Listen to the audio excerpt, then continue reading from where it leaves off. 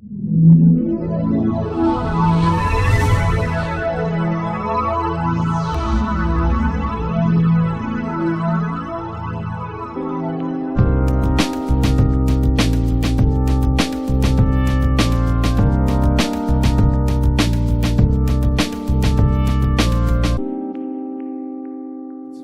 you very much. Is my microphone loud enough? You can hear me? Okay. I'd like to thank everyone concerned for giving me the opportunity to address this conference. I'm very pleased to be here. Very few macroeconomists have ignored the fate of the post-war Japanese economy for obvious reasons.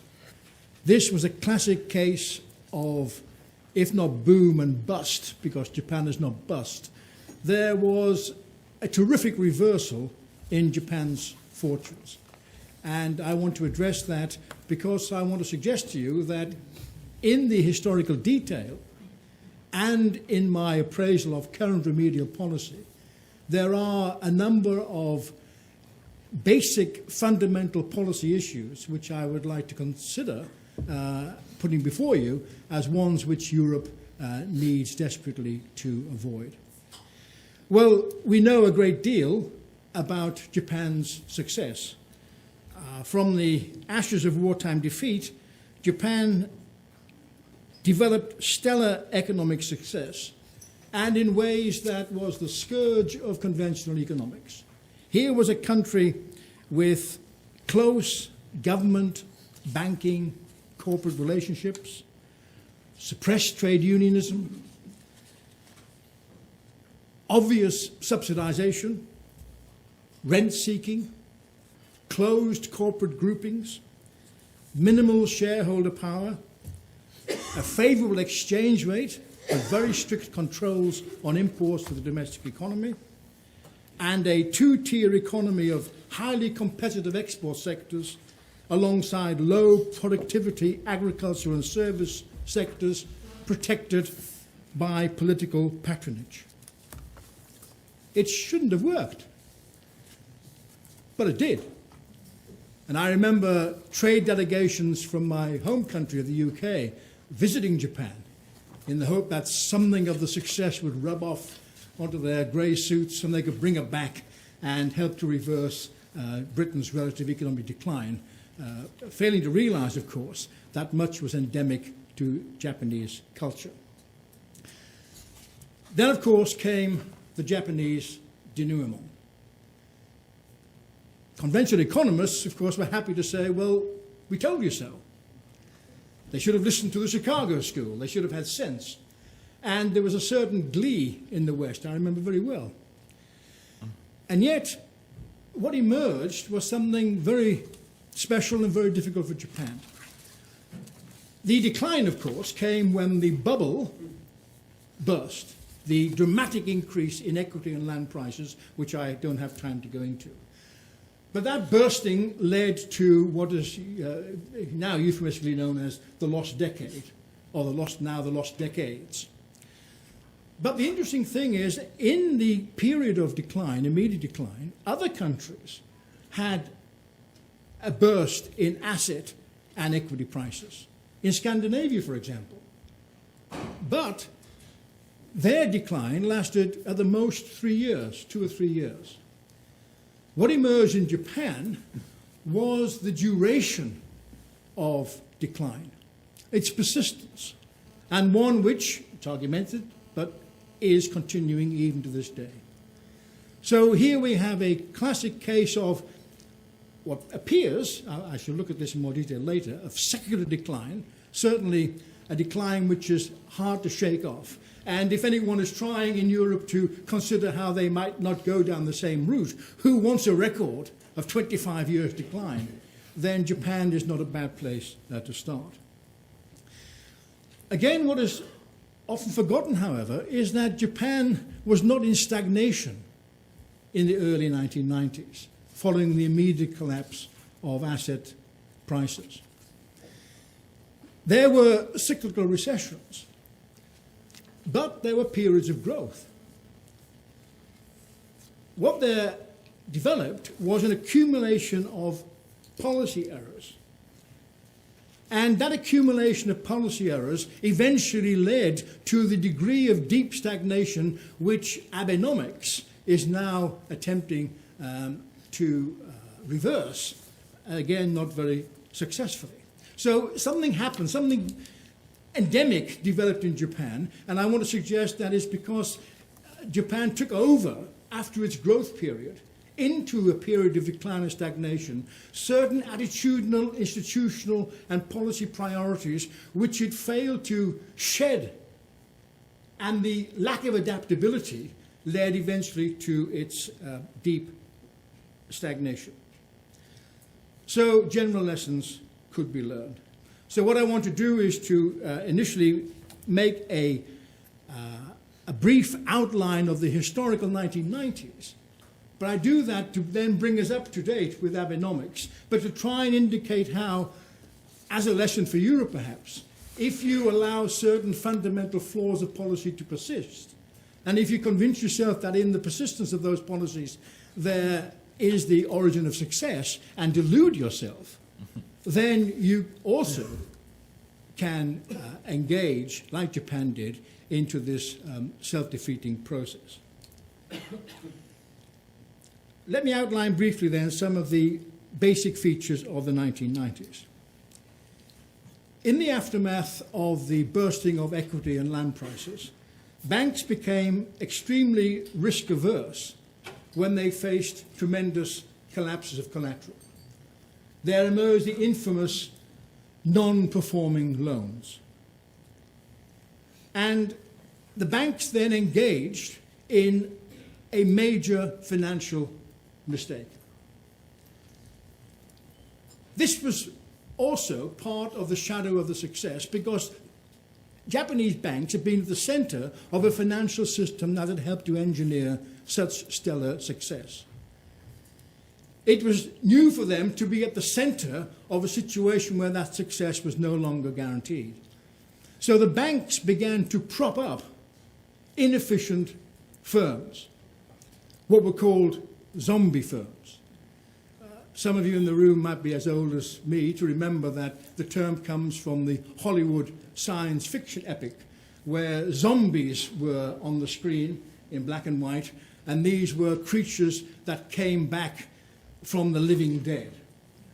Well, firms came back from the living dead as the Japanese banks revolved credit to enable them to keep in existence despite their level of indebtedness and their very uncertain prospect of financial success in the future.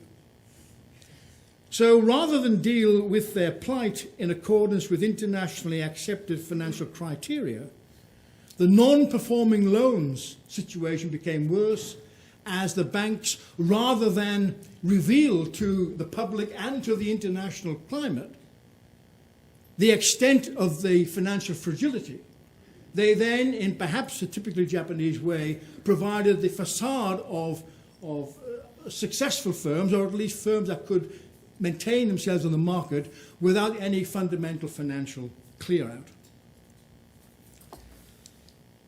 Alongside that, the corporate sector took its own view of the collapse of collateral.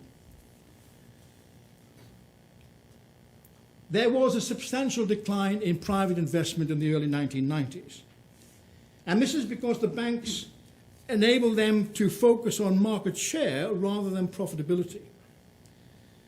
There was little incentive to acknowledge the scale of the non-performing loan sector because the Japanese government simply assumed that the stellar economic success would return in due course. This was a severe but a cyclical downturn. But the corporate sector, having had their fingers burned, then found that in a period of historical low interest rates, rather than borrowing for productive investment to enable recovery, they simply used the funds to repair their internal balance sheets. There was an investment strike. They didn't want to borrow, no matter what the cost of the funds. And so, faced with the collapse of investment and faced with the fact that monetary policy in effect was like pushing on a string, the Japanese economy was getting itself in a situation where both the financial and the corporate sector were deluding themselves in providing any possibility of sustained growth. And there was another actor in the game, the Ministry of Finance. The Ministry of Finance, a key economic agent and instrumental in its own mind for a substantial part of Japan's success, was aware of the scale of the non-performing loans.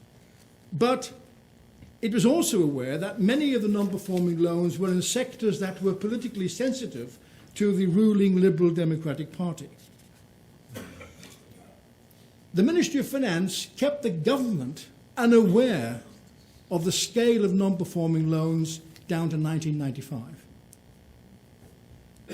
It was fearful that its paltry regulation of bank solvency would expose itself and its operational inefficiency. It failed, therefore, to insist on better procedures to manage financial distress, and this only made matters worse. If the Ministry of Finance had tackled the non-performing loans problem in the early 1990s, it wouldn't have been on anything like the scale it ultimately turned out to be in the mid-1990s. So regulatory forbearance added to the elements of creeping stagnation, another lesson for Europe to recall. By 1995, the government was aware of deepening problems. Despite historically low interest rates, the effect of monetary policy was negated, corporate sector investment was falling, firms were more concerned to take cheap money to stabilize their portfolios.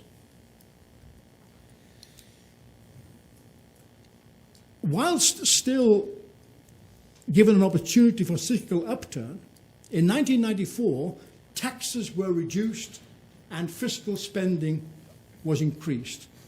The kind of policy agenda you might have assumed would have occurred to the Japanese authorities years before.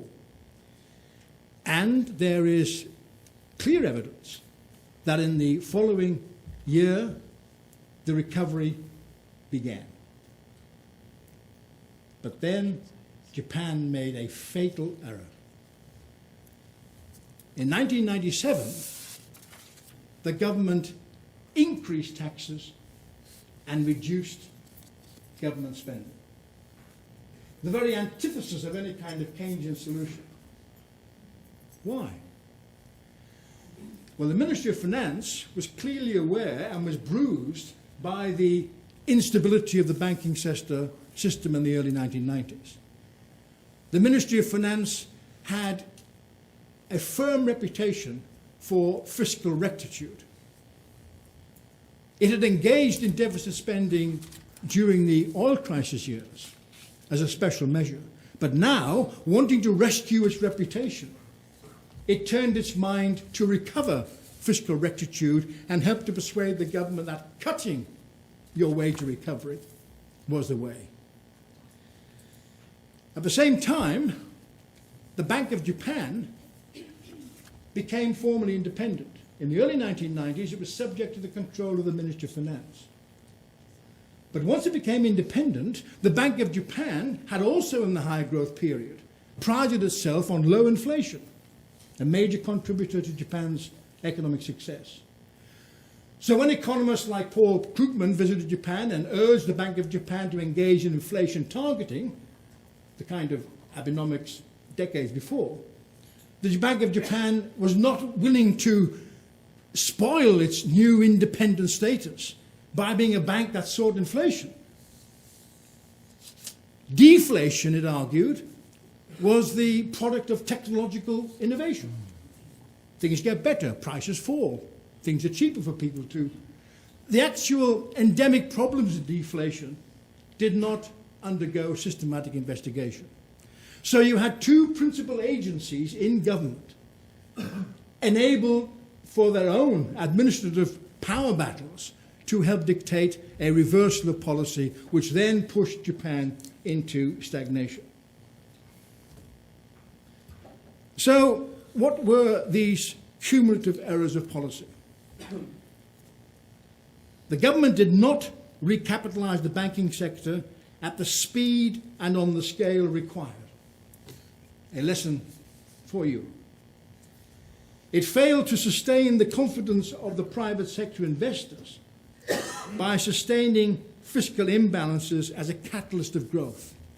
It started doing it in 94, 95, and it worked.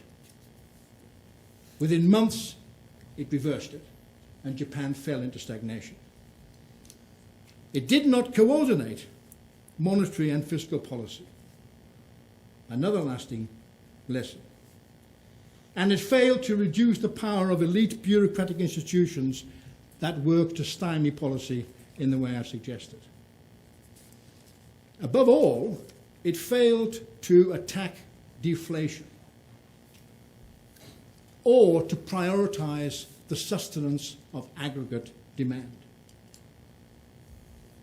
The corporate sector responded to decline by making matters worse in another important respect that links with current remedial policy.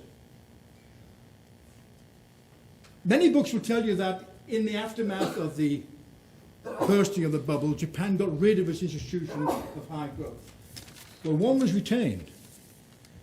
The notion of lifetime employment kept core employees at the center of longer-term employment, at least to the age of 55. What is often overlooked is that in the crisis years, the stagnation years, companies actually retained their core elderly employees, not the ones you might expect to get rid of. What they did was to increase the number of short-term, low-paid contracts on offer to younger people and to females. So there emerged a bifurcated labour market where you had expensive core employees gradually falling away, but nothing at the speed needed to encourage the employment of higher spending younger people to sustain consumer demand. So the corporate sector, by its investment and employment strategies, helped to inbuild this stagnation process. Let me move on to remedial policies. My paper outlines the way in which at the turn of the century, after the lost decade, there was still no fundamental attack on these issues, although efforts were made, especially by Koizumi.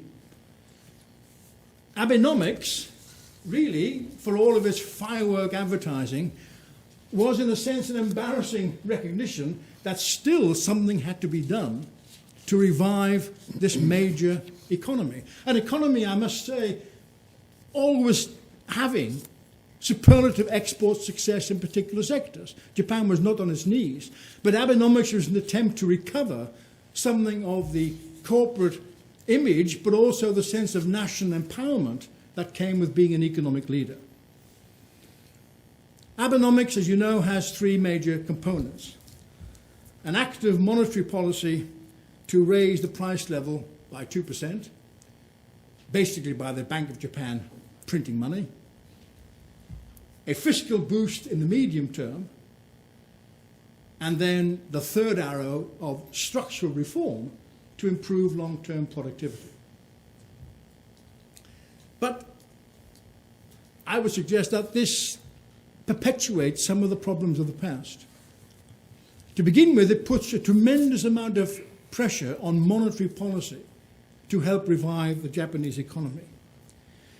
The fundamental idea is that the Bank of Japan will aim to reverse deflationary expectations. Because, when it first announced its policy, because prices were in 2 years' time going to be 2% more, the assumption was consumers would rush out and spend because items are going to be expensive. Well, of course, they haven't reached 2%. But the idea was that they would change deflationary expectations. This would encourage the corporate sector to produce, for sale, for profit, and there will be a virtuous cycle of growth. But there's been very little evidence of preemptory spending. Initially there was, but that was at the higher luxury end by those who made a lot of money from the stock market increases following the Bank of Japan's new monetary policy. Fine for some.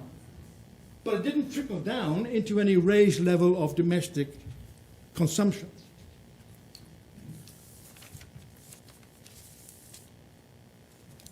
Allied to that was Abenomics' effort to recant the continuous pressure put upon Japan about the scale of its public debt. But this had an odd reaction too. By emphasizing the scale of the public debt, 5 minutes. Sorry. okay. By emphasizing the scale of the public debt, the increasingly aged population began to fear that the government might not be able to fulfill its social security obligations. And therefore it encouraged precautionary saving by a significant proportion of the Japanese population, adding more to the deflationary tendencies. Again, the corporate sector began to mirror the actions of the 1990s. It began repairing its internal balance sheets, and Bank of Japan funds were not being used to raise wages. There was an increasing and intensified dependence on the low-paid, irregular, young and female workers. What was not happening was any effort to boost consumer demand by raising wages in the corporate sector. The dilemma was that the corporate sector wanted clearer evidence of a likely growth scenario before it would respond to the funding opportunities from looser monetary policy. But its lackluster response made the Bank of Japan's efforts to stimulate activity look fairly paltry. So here you had a circle of low growth because there was no expectation in the corporate sector's perception that growth would come from government policies. And of course, structural reform clearly works better in a growing economy than in a low-growth economy. So that's moving at a snail's pace for reasons it's obvious to see. It's worth going back to Keynes in the late 1930s. When Keynes called for a socialization of investment in 1938, he was misunderstood by some. He wasn't calling for socialism. Keynes was no socialist. When Keynes called for a socialization of investment, he claimed that there are conditions where the government needs to step in with a dramatic increase in government borrowing and spending in order to provide the circumstances in which the private sector will then be encouraged to follow on. And then the government can recede. This is not nationalization. So the socialization of investment is what Japan needs. Its debt ratio, of course, is historically high, but most of that debt is held internally. It's not as serious to the Japanese minds as the international pundits would have us believe. But unless the government can provide that scenario for a growth potential, what it doesn't need is a money-spinning potential. It needs a growth pro-competitiveness agenda in order that the corporate sector can then help to raise the low levels of consumer demand. In the end, you can't run an economy like a Schwabian housewife. And the effort to be oversensitive about debt, to neglect the fact that wages are not being stimulated, to assume that monetary policy will do the trick, is to provide a headache for Abenomics, which will mean that with its increasingly demographic issues, which in themselves provide investment opportunities of healthcare, retirement homes, or whatever, unless the lessons of Keynesian fiscal stimulus come down to an economy which has been ignoring that lesson since at least 1997, then Japan will provide a similar sad case. Let us hope that Europe can avoid that fate.